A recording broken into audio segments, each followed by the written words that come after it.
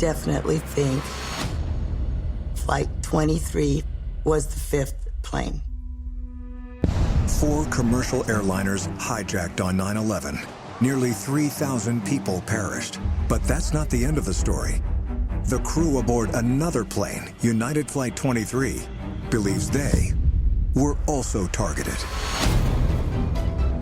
There's a good chance that somebody was plotting to try to use our airplane as a weapon of mass destruction. Flight 23 was called back from the runway at JFK. The plane was fully evacuated and locked. People on the ground saw people running in the aircraft. The FBI told the crew that night authorities made a shocking discovery. The first thing they asked me was why the floor hatches were open on the airplane. They had to be opened after everyone had gone off the aircraft. Something was going on there that should not have been going on. The FBI was concerned enough to take the crew to a lineup. The FBI asked us if we could identify any of the people that were behind the window. There's very little doubt in my mind that United 23 was the fifth airplane.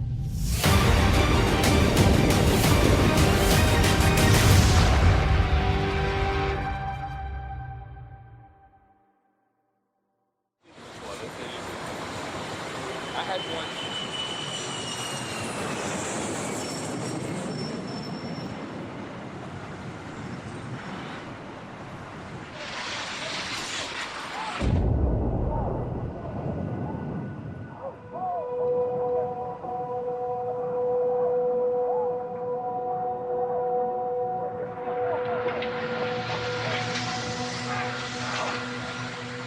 It's 8:52 here in New York. I'm Bryant Gumbel. We understand that a plane has crashed into the World Trade Center. We have no idea how many were on board or what the extent of the injuries are.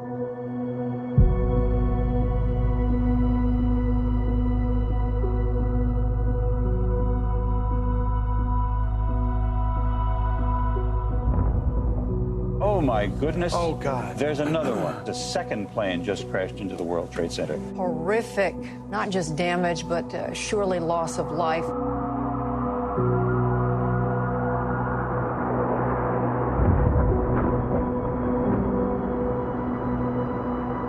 Something hit the Pentagon on the outside of the 5th corridor. The dimensions of this catastrophe are growing. We are told now a plane has crashed into the Pentagon.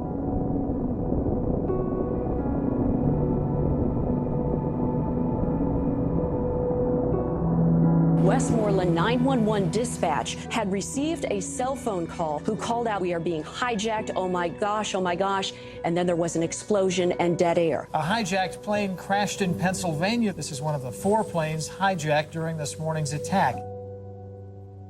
I definitely think that Flight 23 from JFK to LAX was the 5th plane.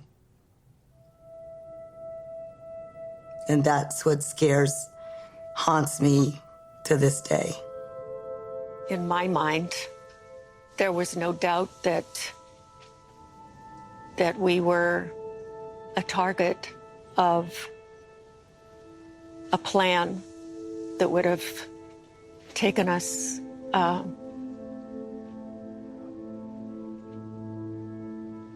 to our end.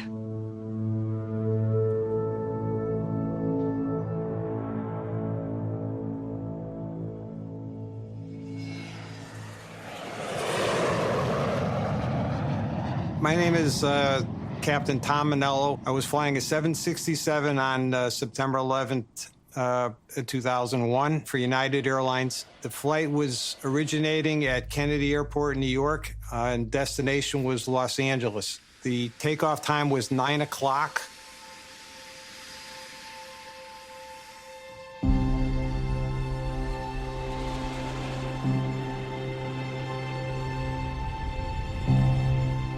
It was a beautiful day, a blue sky. There wasn't a cloud in the sky. I thought it's going to be a nice day. When I got to operations, I met my co-pilot, Carol.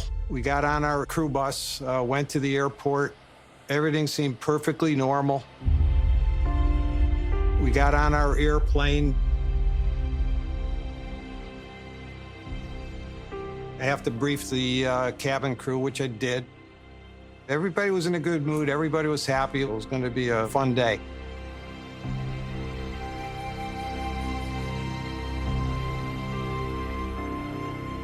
My name is Barbara Brocky Smaldino. I was a flight attendant on Flight 23 on September 11th, 2001. My position that day was to be working in economy, setting up the galley. It was a beautiful day in New York. Our crew was all ready to go. There were 7 of us. We did our normal safety checks, and when I did my checks, I realized that the printout that we had for our special meals was incorrect. I had to go up to first class several times to meet with the dining service rep so we could solve this problem. The first flight attendant, or the purser, also had some meal issues to discuss with him.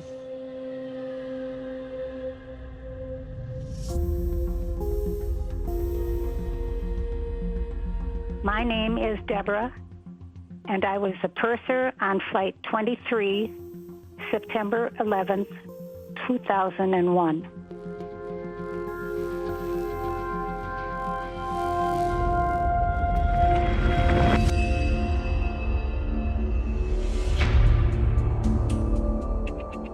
I had 4 people board the aircraft in first class. I knew that the people did not eat meat, so I spent a great deal of time trying to get these 4 people fruit plates. The plane was not full. Relatively few people in business and economy, and only 4 people in first. It was a taller, well-built gentleman in a tan suit, a young boy about 6 to 7 years old, a woman in a hijab, and a gentleman that appeared to be a type of bodyguard.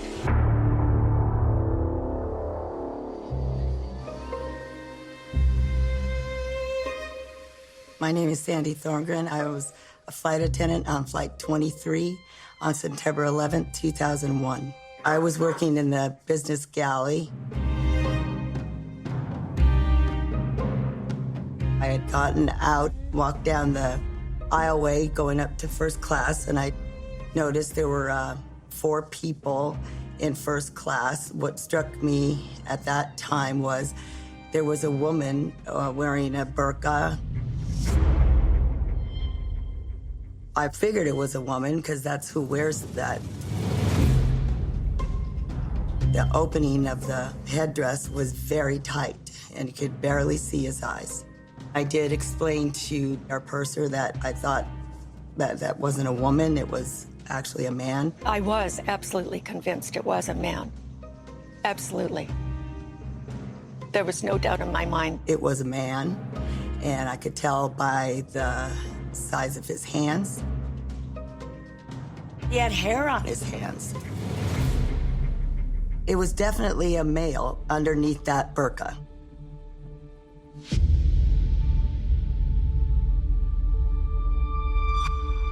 I went back through the business section, and I looked around, and I saw a gentleman sitting, just sweating profusely, had a yellow T-shirt on.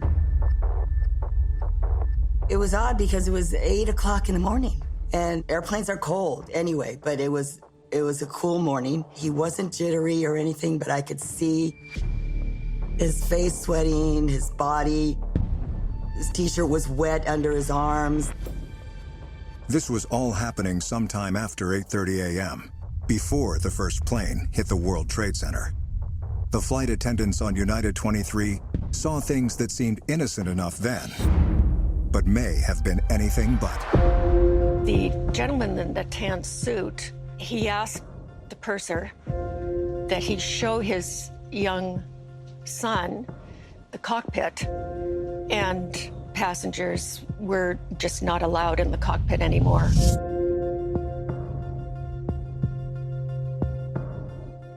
I walked up to first class again, and there was a child with one of the men, and they were just looking into the cockpit.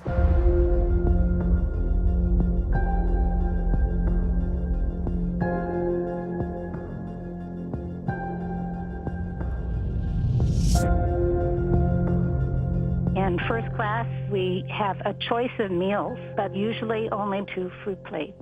So I was trying to get catering to bring more fruit plates. Trying to do that while people are boarding and getting settled was just a mess. As the purser was trying to discuss this with the gentleman in the tan suit, he finally said, it doesn't really matter. The people that were in first class, they wanted to take off. They didn't want to eat. Our purser was determined that they get food because we had an extra long flight, and nothing on our menu in first class was going to let them eat because she said everything has meat on it. And they were arguing with her that they didn't want to eat. They wanted to take off. They didn't want to eat. And I could hear them say, we do not want to eat. We don't need food. We want to take off. We don't need food. We just want to go.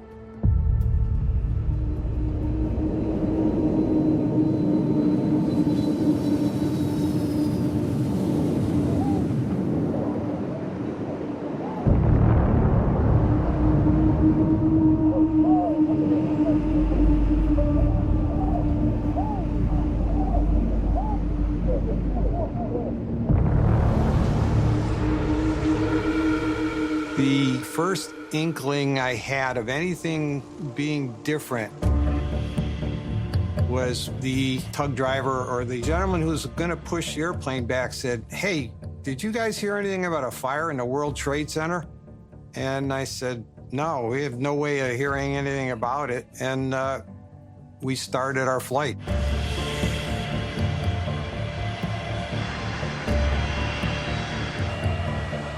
We taxied out about a quarter of the way around the airport, and that was the second unusual thing I saw.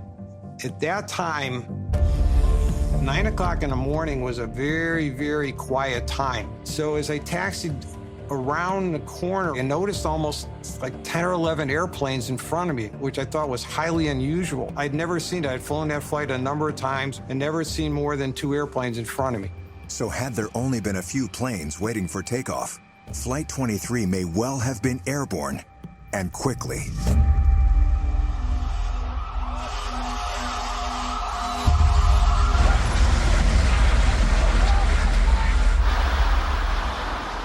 And then we heard over the radio, hey, an airplane had flown into World Trade Centers. As a pilot, the assumption was this has got to be somebody in a small airplane fooling around trying to do something stupid like maybe fly between them or something, and he hit one. Then a few minutes later, we heard again, somebody made a radio call saying, no, there was actually an airliner that flew into one of the World Trade Centers. That was staggering. I made another PA announcement to the passengers that there would be an extensive delay, and I'd keep them posted. Even before the first plane hit the tower, people in charge of monitoring aircraft at United and American knew there were hijackings. As United 23 moved toward the runway, United Dispatch sounded the alarm. The next thing that happened was probably the important thing of the day. I got a message from our dispatch controllers that kind of shook us up a bit.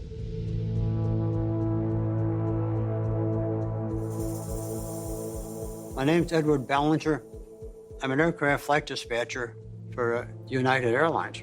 So my job was to get the airplanes for my company safely to their destination.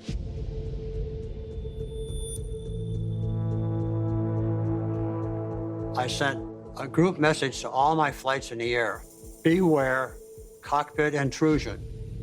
And every airplane got that message. Carol and I looked at each other, and that's when we started getting a sense that something was seriously wrong and that somebody might be making a threat against the airplane. We used our suitcases and wedged them between the door into the cockpit and a bulkhead, so that basically the only way anybody can get in the cockpit from that point on would be literally to break the door down. We have a couple items in the cockpit that we could use as weapons. One is a fire extinguisher, which I gave to Carol, and I said, if somebody does break through that door, hit him in the face with it. We also have a crash axe for ripping out panels in case of a fire. And I was going to take care of anybody that made it through the door. The next thing I remember was my first flight attendant called me, on our intercom and said, I don't know what's going on, but I just want to let you know we have 4 guys sitting in first class, and it just seems a little strange. By this time, passengers and crew were frantically dialing family members, telling them they were okay and desperately seeking information. I got my phone and I spoke to my husband, and he said that was one of you guys. That was a commercial airplane that has just crashed into the building. And I spoke to the captain, and he said, everyone get in your seats, make sure this cockpit, no one comes near it. It's got to be secure.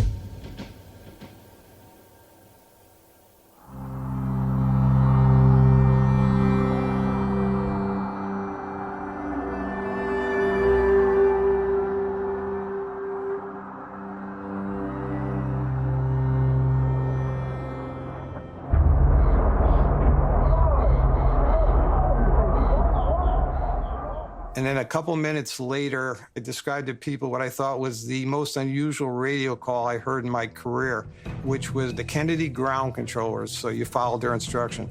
Kennedy ground control came on and said, ladies and gentlemen, the airport is officially closed, and we've been ordered to evacuate this facility. You are on your own. The captain announced that they were closing the airport. There seemed to have been another airplane that had hit another building in New York. Carol and I looked at each other and shook our heads. I guess we're going back to our terminal. And it was disbelief.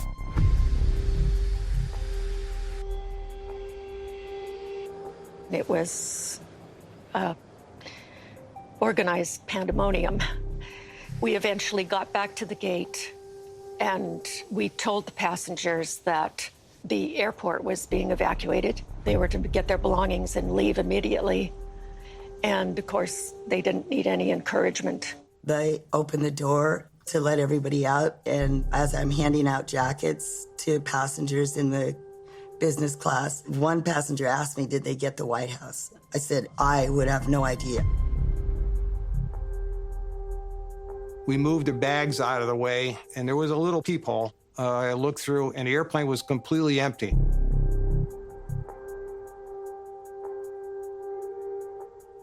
All I saw was a United mechanic waiting for me, and when I opened the door, he says, all right, guys, you'll have to get off the airplane. I've been ordered to lock up the airplane. So we did just that.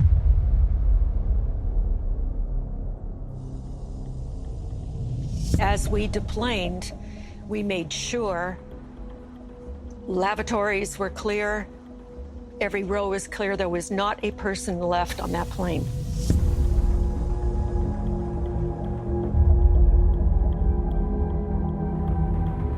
So the plane was empty and locked. The airport was being evacuated. No one knew if Kennedy Airport itself would become a target, so people were scrambling. And that's what made an observation from below extremely suspicious. People on the ground, baggage people or somebody that worked on the ground there, saw people running in the aircraft.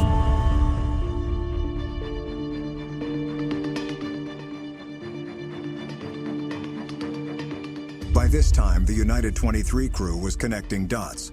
The person in first class disguised as a woman. The passengers who argued with the flight attendant about taking off quickly without food. The person profusely perspiring in business. The request to enter the cockpit. The reference to terrorists hitting the White House. The 2 mysterious people who were seen in the cabin after the plane was fully empty and the door locked. There were a lot of dots. So I marched off into our chief pilot's office, and I described what had happened with the 4 people that had gotten off the airplane. And I think shortly after I left, he called the FBI. The flight crew was shuttled to a nearby hotel where they spent the night, shaken by the terrorist attack and what could have happened had United 23 taken off. The day after, we were all called by FBI telling us that they needed to interview us regarding the incidents of what had happened on the airplane.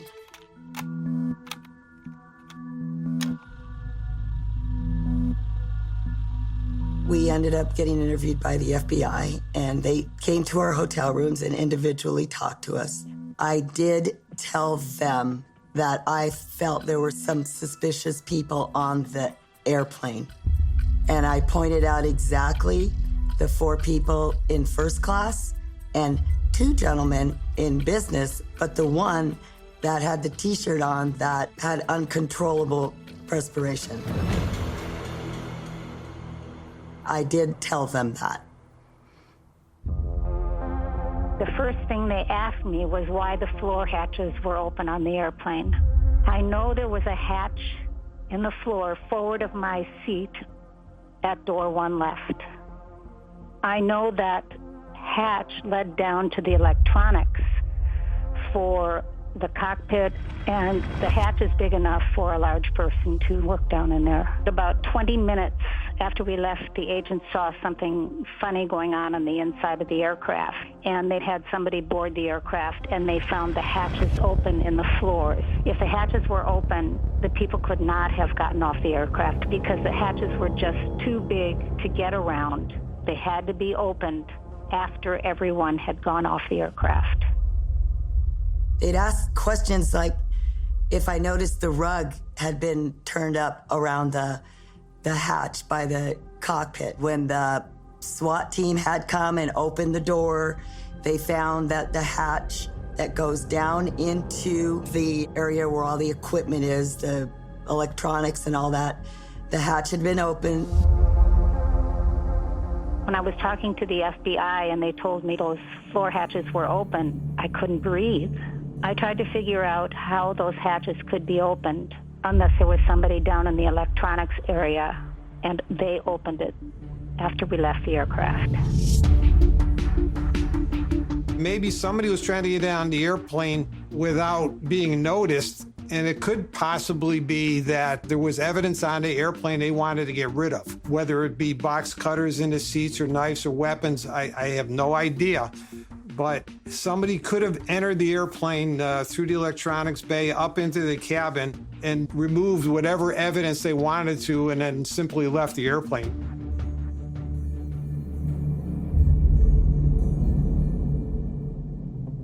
My name is Steve Giordano. I'm a pilot for the Nomadic Aviation Group. We do aircraft flight test and repositioning. This is a Boeing 767 aircraft, the same aircraft as United Flight 23. We're in the front of the aircraft here in the 767, and this is the access to the E&E compartment. The E&E compartment is accessible really easily from the ramp. It's as simple as pulling down the handle and then retracting the door here, and then basically just hoist yourself up into the airplane like so. So now I'm in the electronics compartment here, the E&E compartment, which is forward of the cargo pit. This is where all the aircraft radios and electrical equipment is located. And then right here is the hatch that gets us right onto the main deck of the aircraft. This is normally covered, but if there's a carpet, the carpet is always movable here because this is the way that we get in and out of an aircraft if we don't have ground support equipment with stairs. So it's a pretty easy process, really. It's simple. There's actually a ladder, and makes it real easy. You just climb right up inside, and now we're here in the main cabin. Here's the main entry door of the aircraft, and the first class cabin's right here. So it's real easy to just have full access to the aircraft right from the E&E compartment. So from the first class cabin, you just walk right through the entry here and get back onto the ladder and right back into the E&E compartment. And from the electronics compartment here again, it's just as simple as going back to the hatch in order to get out, just like that. Then I'm back right onto the tarmac and I can walk away and blend in with the crowd. The airplane was locked and sealed when I left the airplane, so something else was going on that I cannot explain. Something was going on there that should not have been going on. You raise a theory that there may have been people in uniform of some sort, catering, baggage, whatever, who came up through that hatch into the cabin, possibly to remove weapons or box cutters, whatever. Can you think of another rational theory, possibility?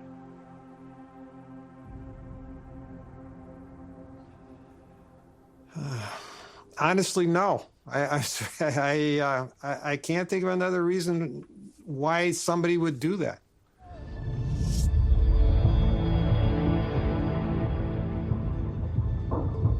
The FBI wanted to take us to show us a lineup of people at the Port Authority. They got us all in a van, windowless van. I felt like we were getting snuck into this van and driven over to the Port Authority offices where everyone, I mean, gates were locked and guarded with armored military that had machine guns or whatever rifles they were using. We were escorted into one room where there were those double windows that you could see in but not out, and asked us if we could identify any of the people that were behind the window. I could not identify anyone.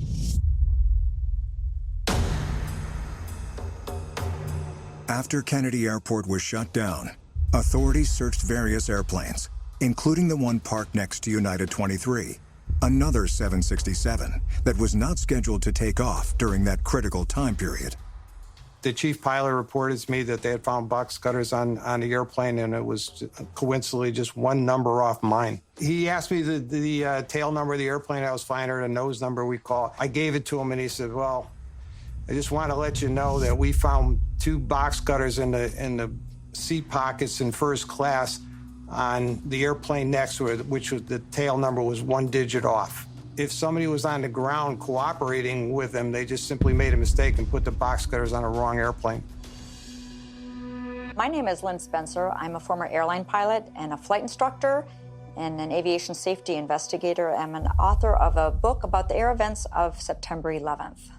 During my research, it was made very evident to me from the highest levels of our government, members of the FBI, senior federal aviation officials, that there were more than just the 4 planes. They also shared with me some of the items that were found on other airplanes that didn't get off the ground on that day. The items that I was told had been found on planes were box cutters, specifically. I believe that it's a reasonable assumption to think that those box cutters were meant for my airplane, not the one next to me. You have people that clean the airplane, people that load food on the airplane, that have access to the airplane. If somebody was in cooperation with the group, they could have been put there. There are a host of people that have access to the airplane. It wouldn't be the hardest thing in the world to get on an airplane like that. It's the one thing that makes me think that there's a good chance that somebody was plotting to try to use our airplane as a weapon of mass destruction. United 23 would have become airborne right about the time of the other hijacked aircraft on September 11th. And there's very little doubt in my mind that United 23 was the 5th airplane. So where did the United 23 passengers go? The ones who aroused suspicion on the part of the flight crew. The FBI told the pilot there were 7 passengers on its radar. The only thing they really said to me was the fact there were 7 people on the airplane, and then wanted to know everything I did, everything I said, everywhere I went. There were the things I related to them, the gentleman, his wife, and a small baby. The FBI didn't go into any length about the 4 gentlemen on the flight. They simply were described as Arabs and I'm assuming he meant Saudis, but I think he indicated they were going to be questioned. As for whether they were questioned, we don't know. The pilot doesn't know. The crew doesn't know. The FBI wasn't telling them. And they certainly weren't telling us. We have requested information about Flight 23. We even filed a Freedom of Information request. We did not get a reply. Nobody is forthcoming with what I think is a simple statement. No, these were innocent people on a flight. Forget about it. I don't know why that information can't be released. If they were involved, then I could understand why that information isn't being released. Did the 9/11 Commission ever contact you? No. No one in the government has contacted me about the event outside of that one interview from the FBI. The 9/11 Commission was unprecedented in scope and resources, taking nearly 3 years to write a report that was nearly 600 pages long. The staff poured through 500,000 pages of documents and interviewed 1,200 people in 10 countries. Yet United 23 was never mentioned, not even once, in the official report. I really can't speak to why the 9/11 Commission didn't pursue information on Flight 23. When I looked at what they covered and what they didn't cover, it seemed to me as if when they had something they really couldn't explain, they didn't dig deeper. They just kind of left it alone. I'm Bob Kerry, former senator from Nebraska and former member of the 9/11 Commission. We didn't identify the possibility of a fifth plane, as your documentary suggests, but we identified a number of other things that were worthy of investigation, we thought, that we just simply didn't have time to get it done. We just didn't have the time, for example, to find out precisely the involvement of the Saudis or precisely the involvements of the Iranian. And most of those things were identified in the report itself as things that Congress should follow up on. My name is Carolyn Maloney. I'm a former member of Congress. I represented mainly the east side of Manhattan between 1993 to 2023. I'm deeply concerned that there could be the fifth plane. I would say that the Intelligence Committee in Congress should look at the intelligence reports that came out from this investigation that took place. As for United, well, as pilots say, radio silence. The only communication I have from United, official communication, were from the flight manager and the chief pilot. There's been nothing that United Airlines has said to me. I understand that there are significant forces going on with the government of our government, foreign governments, the Saudis, that might make it better for them not to release any information. We also asked United for comment about the 7 passengers the FBI honed in on, about the hatch being opened, all of it. United had no comment. I now believe that it is more likely than not that we were the 5th airplane. The individuals on this plane were obviously terribly traumatized by it. They thought they were going to be a 5th plane. Whether they were or not, I simply don't know.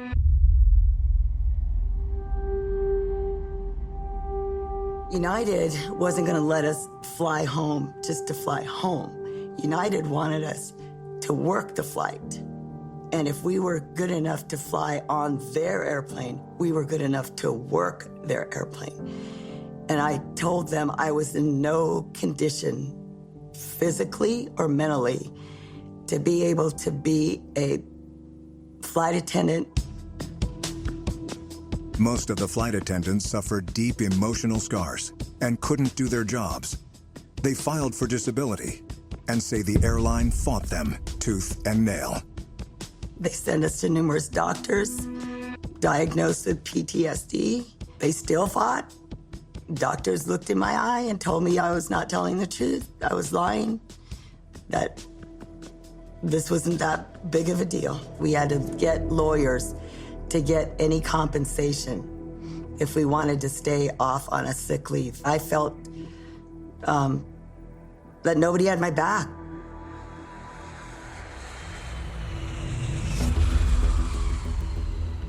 I am Bruce Gelber, and I represented the number of the flight attendants on Flight 23 on 9/11.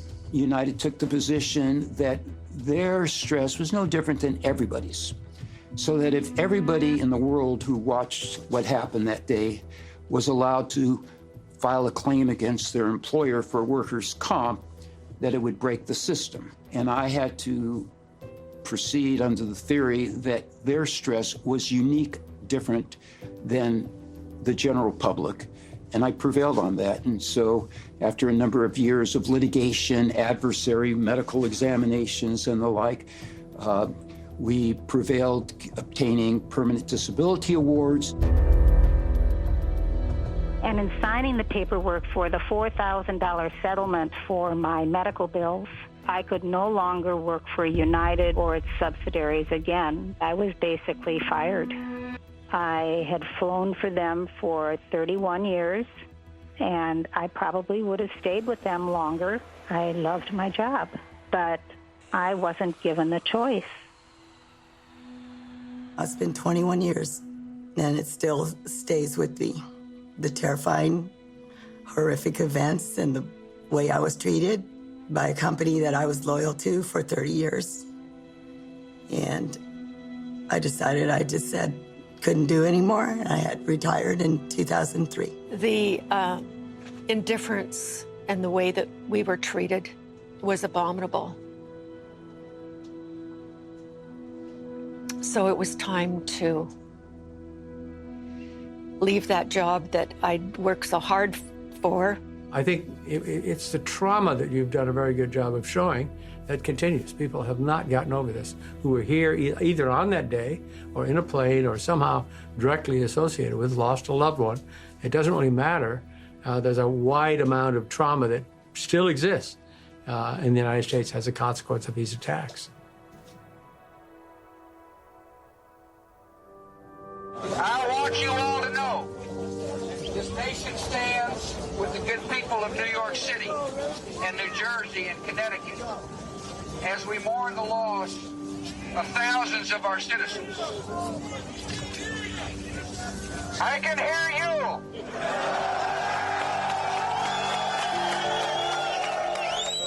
And the people who knocked these buildings down will hear all of us soon.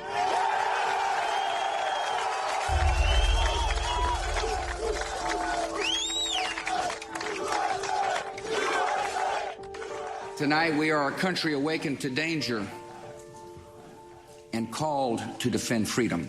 Our grief has turned to anger, and anger to resolution. As a symbol of America's resolve, we will rebuild New York City.